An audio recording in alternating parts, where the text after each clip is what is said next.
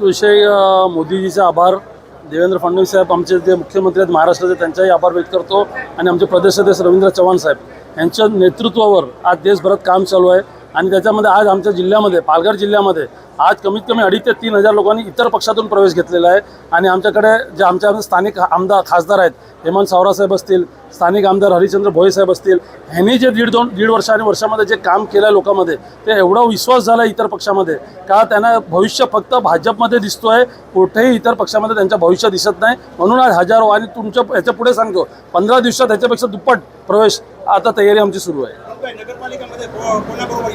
युती कुठेच होणार नाही हे माझं मत आहे, कारण कार्यकर्ता एवढं वाढत चाललं जिल्ह्यामध्ये तर त्यांना संधी कधी मी माझ्या भाषणामध्ये बोललो 262 लोकांना कार्यकर्त्याला संधी भेटणार आहे लढायला, त्याच्यामध्ये 150 लोक कमीत कमी भारतीय जनता पार्टीचे निवडून येतील जे 15 वर्ष त्या पक्षाला चालवतील जिल्ह्यामध्ये।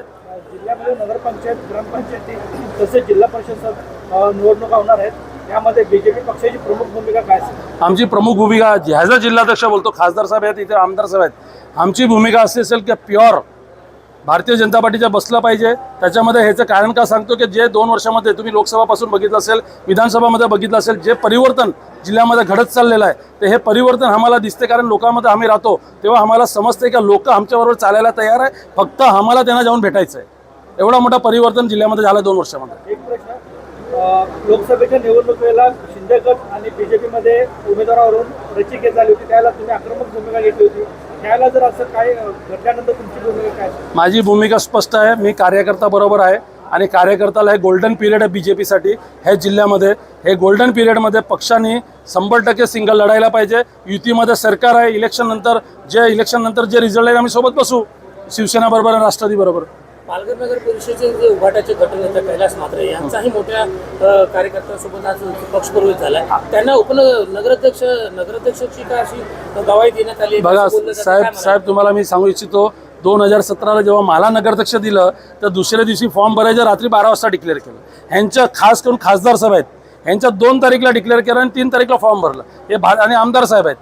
तर हे फक्त पक्षप्रवेश होतो आहे, सर्वांना विश्वास आहे का आणि खासदारही बोलले आमदारही बोलले त्यांच्या भाषणामध्ये का सर्वांना न्याय भेटणार, सर्वांना जगा त्यांना जशी ज्यांची ताकद असेल त्यांना संधी भेटणार, सर्वांना जाईल।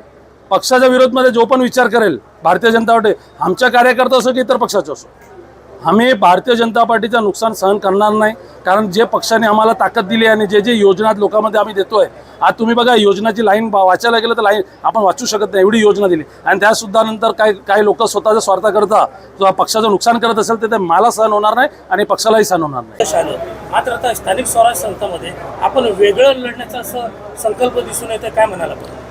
कार्यकर्त्याची जी भावना आहे त्या भावनेचा आम्ही आदर करावा लागेल।